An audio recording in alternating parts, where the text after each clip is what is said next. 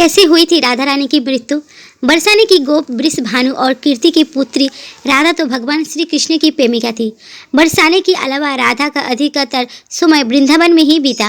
राधा ने जब कृष्ण को देखा तो वो बेशुद्ध हो गई थी। कहते हैं कि पहली बार उन्होंने श्री कृष्ण को तब देखा था जब उसकी माँ यशोदा ने उन्हें औखले से बांध दिया था।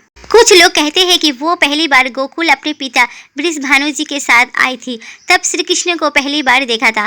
कुछ विद्वानों के अनुसार संकेत तीर्थ पर पहली बार दोनों की मुलाकात हुई थी, तभी से दोनों में प्रेम हो गया था। श्री कृष्ण और राधा विवाह करना चाहते थे, परंतु यशोदा और गर्ग मुनि ने समझाने पर वे विवाह नहीं हो सका। फिर श्री कृष्ण गोकुल वृंदावन को हमेशा के लिए छोड़कर मथुरा चले गए और मथुरा से द्वारिका, परंतु इस दौरान भी वो कभी राधा को नहीं भूले और राधा भी श्री कृष्ण को कभी नहीं भूली।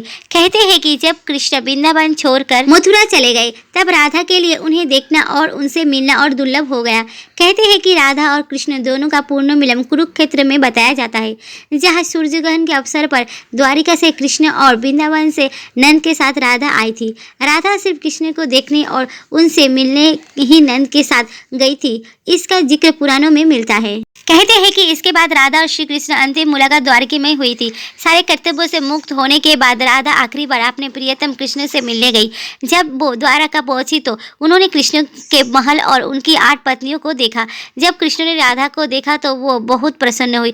तब राधा के अनुरोध पर कृष्ण ने उन्हें महल में एक देविका के पद पर नियुक्त कर दिया।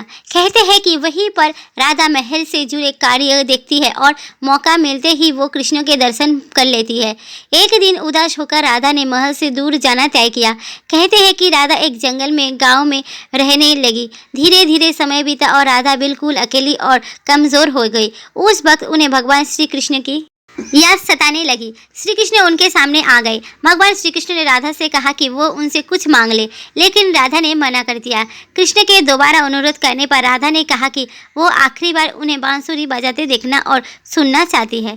श्री कृष्ण ने बांसुरी ली और बेहद सुरीली धुन में बजाने लगे।